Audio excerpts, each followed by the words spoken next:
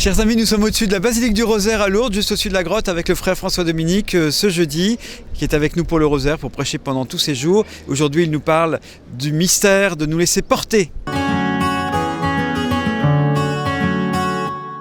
Eh bien, c'est Jésus qui peut nous porter, puisque dans l'évangile d'aujourd'hui, on donnait à entendre l'évangile du lavement des pieds, c'est-à-dire le moment où Jésus prend les pieds de ses apôtres, de ses disciples dans ses mains pour les laver. Eh bien, je crois que c'est une invitation à chacune d'entre nous à mettre nos pieds dans les mains de Jésus pour qu'il nous porte. Parce qu'on est toujours tenté par la tentation du volontarisme, vous savez, la méthode Coué. On pense toujours que la grâce, on va l'obtenir, peut-être ici à Lourdes, à force de procession, d'aller brûler des cierges, de faire ceci ou cela. La tentation, c'est de croire que la grâce est au terme de nos efforts. Or, la grâce n'est pas au terme de nos efforts, elle est plutôt à l'origine. Et il faut d'abord se laisser prendre dans la grâce du Seigneur. La grâce est toujours première. Et au fond, comme les disciples, le soir du jeudi saint, déposons nos pieds, déposons toute notre vie, toute notre personne dans les mains de Jésus pour que lui-même nous porte. Bernadette était une femme portée. Souvent, on a voulu lui interdire d'aller à la grotte, mais c'était irrésistible pour elle d'aller à la grotte. Elle se sentait portée par la grâce de Dieu.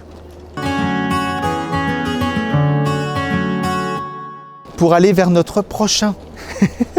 C'est-à-dire que Dieu veut nous déconfiner, il veut nous sortir du cénacle, il veut nous envoyer vers nos frères, il veut que nous nous laissions porter pour nous donner des semelles de vent pour que nous allions à la rencontre de tous nos frères, peut-être aussi pour leur laver les pieds, pour nous mettre à leur service. Et ici, pendant la messe, les hospitalières, eh bien, ont renouvelé leur engagement au service de l'hospitalité. Ce sont en quelque sorte des laveurs de pieds de leurs frères. Et à leur suite, eh bien, nous devenons tous aussi des laveurs de pieds de nos frères, des porteurs aussi de leurs pieds. Car si Jésus nous porte, nous nous portons aussi les uns les autres. L'Esprit Saint, c'est lui qui fait tout, mais il agit toujours incognito. Je raconte toujours cette petite histoire, vous savez, un jour, une dame vient vers moi, elle était en larmes, elle me raconte toutes ses difficultés de sa vie et puis j'essaie de prononcer quelques mots pour essayer de la consoler, de lui faire reprendre son chemin et puis à la fin de l'entretien, je me dis « Oh mon pauvre François Dominique, tu as été complètement nul ».